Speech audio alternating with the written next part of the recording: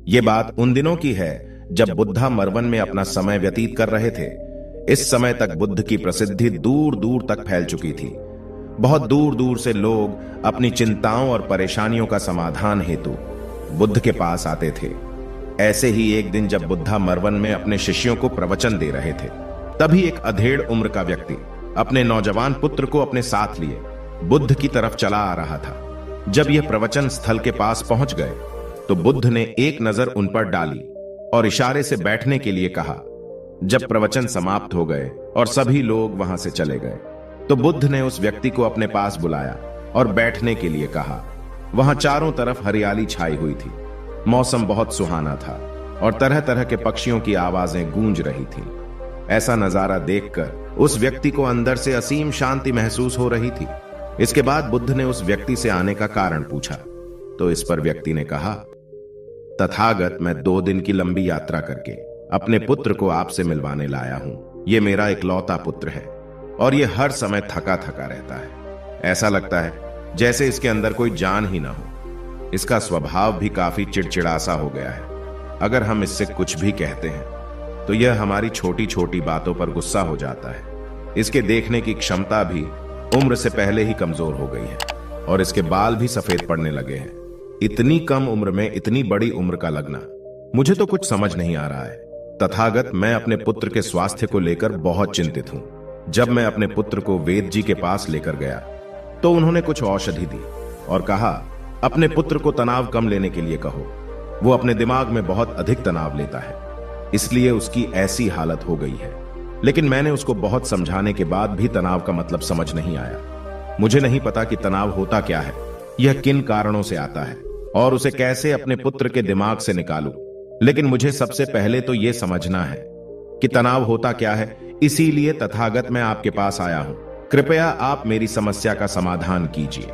यह सुन बुद्ध उसके पुत्र को बड़े ध्यान से देखते हैं। उसके चेहरे को देखते हैं, उसकी आंखों को देखते हैं और फिर उसके हाथों की नब्ज को भी देखते हैं। यह सारी विधि करने के पश्चात बुद्ध उस व्यक्ति से कहते हैं कि तनाव लेना तो कोई नहीं चाहता, लेकिन फिर भी यह तनाव लोगों के दिमाग को दीमक की तरह पकड़ लेता है और व्यक्ति जान भी नहीं पाता है कि वह तनाव में जी रहा है। लेकिन अगर व्यक्ति तनाव के कारणों को अच्छे से समझ लेता है और तनाव के बारे में कोई ऐसा पैमाना बना लेता है जिससे वह जान सके कि वह कितने तनाव में है, तो वह इस समस्या का समाधान भी खोज सकता है। सबसे पहले तो तुम ये समझो कि तनाव होता क्या है। जब भी कोई व्यक्ति कोई काम कर रहा होता है लेकिन उसका मन कहीं दूर भटक रहा होता है, कल्पनाओं में होता है, तो उसके शरीर और मन के बीच एक दूरी पैदा हो जाती है। यह दूरी जितनी अधिक होगी, व्यक्ति उतनी ही ज्यादा बेहोशी की अवस्था में होता है और शरीर व मन के बीच की इसी दूरी और खिंचाव को तनाव कहा जाता है। आखिर कोई पसंदीदा खेल खेलने के बाद व्यक्ति चुस्ती और प्रसन्नता से क्यों भर जाता है, जबकि उसने तो अपने शरीर को थकाया है। लेकिन समझने वाली बात यह है कि खेलते समय मन और शरीर एक साथ पूरी तरह से उस खेल में केंद्रित होते हैं, जिससे शरीर और मन के बीच दूरी पैदा नहीं होती और कोई तनाव पैदा नहीं होता। और अगर दिमाग में कोई तनाव था तो वो भी दूर हो जाता है। लेकिन इसके विपरीत, जब हम कोई ऐसा काम करते हैं जो हमें पसंद नहीं है, तो हमारा शरीर तो उस काम को कर रहा होता है, लेकिन हमारा मन कहीं दूर कल्पनाओं में भटक रहा होता है, जिससे शरीर और मन के बीच एक दूरी पैदा हो गई और तनाव ने जन्म ले लिया।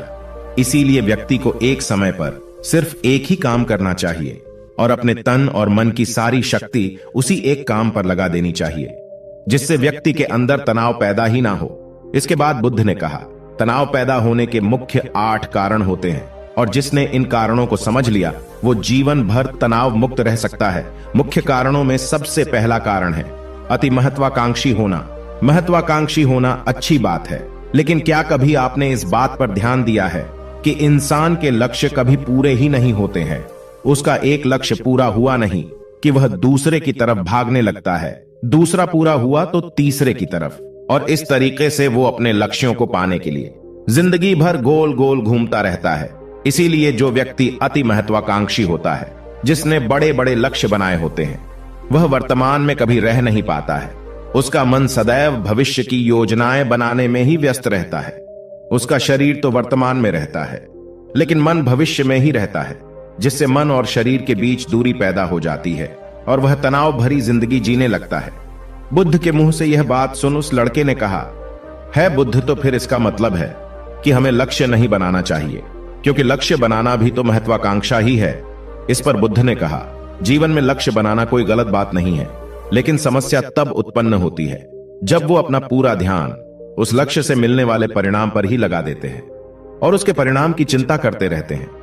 व्यक्ति को वर्तमान में जीना आना चाहिए। आप लक्ष्य बनाइए और उस लक्ष्य की प्राप्ति के लिए कड़ी मेहनत करिए, लेकिन साथ ही साथ आपको इस बात का भी ज्ञान होना चाहिए कि आप अभी वर्तमान में जी रहे हैं और वर्तमान ही सत्य है। बुद्ध ने आगे कहा, तनाव का दूसरा सबसे बड़ा कारण है ईर्ष्या करना है। जब व्यक्ति ईर्ष्या और जलन से भर जाता है तो उसका मन अंदर से सड़ने लगता है। ईर्ष्या एक आंतरिक घाव है। आंतरिक घाव यानी मन का घाव। व्यक्ति के शरीर का घाव तो भर सकता है, लेकिन मन का घाव कभी नहीं भर सकता। इसीलिए व्यक्ति को दूसरे की खुशी और तरक्की से कभी ईर्ष्या नहीं करनी चाहिए, क्योंकि ईर्ष्या तनाव का कारण है। इसके बाद बुद्ध ने तनाव का तीसरा कारण बताते हुए कहा कि आरुषिपूर्ण काम न करना, इससे भी मन में तनाव पैदा होता है। जो काम करना हमें पसंद ही नहीं है, जिस काम में हमारी रुचि ही नहीं है, उस काम में हमारा मन लग ही नहीं पाएगा। हमारा शरीर तो वहीं बैठा रहेगा, लेकिन हमारा मन कल्पनाओं की उड़ान भरेगा, जिससे शरीर और मन के बीच दूरी पैदा हो जाती है और व्यक्ति तनावग्रस्त हो जाता है। इसीलिए इंसान को हमेशा अपनी रुचि के अनुसार ही कार्य करना चाहिए। अगर व्यक्ति ने यह पता कर लिया कि उसे कौन सा काम करना पसंद है और वो उसी काम को अपने जीवन का लक्ष्य बना लेता है, तो फिर वो काम उसके लिए काम नहीं बल्कि एक खेल बन जाता है। फिर बुद्ध ने कहा, तनाव का चौथा कारण होता है किसी दूसरे से अच्छा रखना।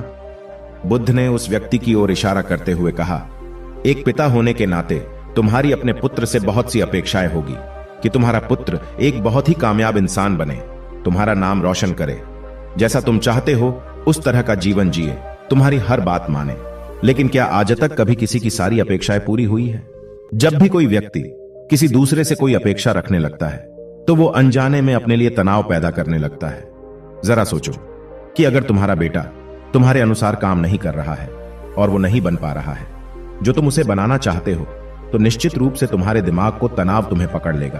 तुम तनाव से भरा जीवन जीना शुरू कर दोगे और इस तनाव के बस में आकर तुम ऐसा व्यवहार करोगे, ऐसी बातें करोगे कि तुम्हारा अपने पुत्र के साथ संबंध और भी खराब होता चला जाएगा।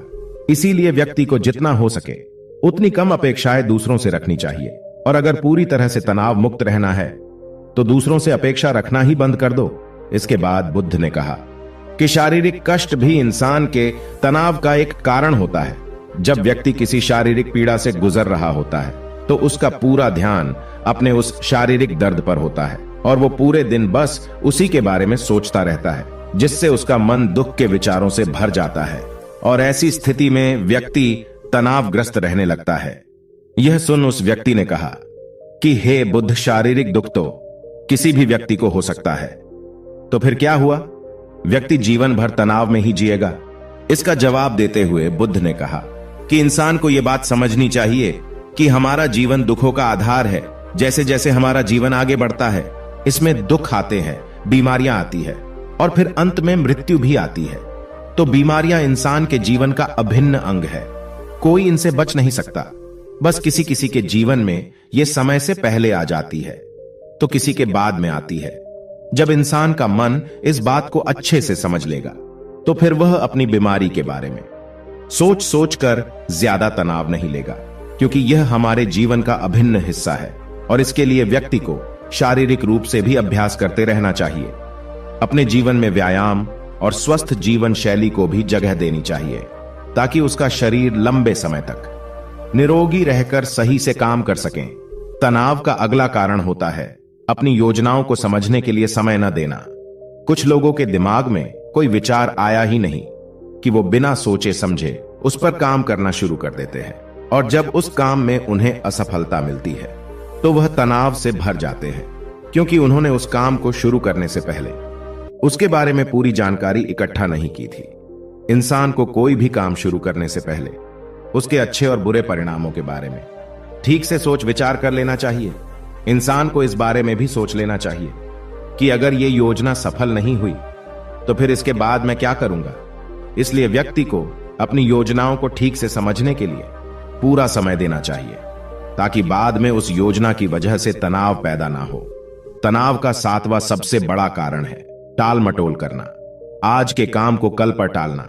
आप लोगों ने यह कहावत तो सुनी होगी कि आलस्य इंसान के शरीर का सबसे बड़ा शत्रु है। इंसान आलस्य की वजह से आज के काम को कल के लिए टाल देता है और फिर काम को टालना उसकी आदत बन जाती है। काम को कल पर टालने वाले व्यक्ति का काम कभी भी समय पर पूरा नहीं हो पाता है, और अगर किसी तरह से पूरा हो भी जाता है तो वह उतना अच्छा नहीं हो पाता है जितना अच्छा उसे किया जा सकता था, और फिर यह बात व्यक्ति के अंदर तनाव पैदा करती है। लेकिन काम को टालना या काम को एकदम अंत समय पर करना एक आदत है, इसीलिए व्यक्ति ना चाहते हुए भी बार बार अपनी इस आदत का शिकार बन जाता है और काम को टालता रहता है। और फिर जब काम की समय सीमा पास आ जाती है तो वह तनाव से भरकर काम को पूरा करने का प्रयास करता है। इसीलिए तनाव मुक्त रहने के लिए व्यक्ति को काम को टालने की आदत छोड़नी पड़ेगी, और यह तभी संभव है जब व्यक्ति काम को समय से पहले खत्म करने का निश्चय करे। सबसे आखिरी और सबसे प्रमुख कारण जो तनाव का होता है वो है ज्यादा सोचना। लगातार सोचते रहना भी एक बीमारी है, और यह उस व्यक्ति में सबसे ज्यादा पाई जाती है जो सिर्फ कल्पनाएं करता है, जो अतीत की घटनाओं और भविष्य की बातों के बारे में सोचता रहता है, जो बेवजह के अनुमान लगाता रहता है। इसीलिए व्यक्ति को ज्यादा सोचने की आदत पर लगाम लगाना चाहिए। इसके लिए जितना हो सके खुद को काम में व्यस्त रखना चाहिए, और हर दिन ध्यान का अभ्यास करने को अपने जीवन का हिस्सा बना लेना चाहिए। बुद्ध के मुंह से यह सारी बातें सुनकर उस व्यक्ति ने हाथ जोड़कर कहा, बुद्ध, मेरा पुत्र तो अभी मात्र 20 वर्ष का ही है और इसमें अभी इतनी समझ भी नहीं है कि यह आपकी बताई सारी बातों का एक साथ पालन कर सकें। आप कृपया करके तनाव मुक्त रहने का कोई आसान सा तरीका बता दें जिससे मेरा बेटा उसका अनुसरण भी कर सके और तनाव मुक्त भी रह सके। उस व्यक्ति की यह प्रार्थना सुन बुद्ध ने कुछ सोचते हुए जवाब दिया, अगर तुम इतनी सारी बातों का पालन नहीं कर सकते हैं तो इसके लिए एक बहुत ही आसान विधि है। तुम एक बार मैं एक काम को करने पर ध्यान लगाओ। जो भी काम कर रहे हो उस समय पर सिर्फ उसी काम को करो, सिर्फ उस पर ही अपना पूरा ध्यान लगाओ। और अगर तुम्हारा मन इधर उधर भटक जाता है तो जैसे ही तुम्हें याद आए उसे वापस फिर उसी काम में लगा दो। यह सबसे आसान और अच्छा तरीका है तनाव मुक्त रहने का। जब तुम भोजन करो तो उस समय सिर्फ भोजन ही करो, उसके पूरे स्वाद का आनंद लो, उसका अनुभव करो। जब चलो तब अपना पूरा ध्यान सिर्फ चलने में ही लगा दो। इससे तुम्हारा मन और तुम्हारा शरीर दोनों एक जगह पर केंद्रित रहेंगे, दोनों के बीच दूरी पैदा नहीं होगी जो कि तनाव का मुख्य कारण होती है। इसीलिए जहां तक संभव हो सके एक समय पर सिर्फ एक ही काम करने का प्रयास करें, वो भी पूरे ध्यान के साथ। दोस्तों, आशा करता हूं कि आपको इस कहानी से काफी कुछ सीखने को मिला होगा। धन्यवाद।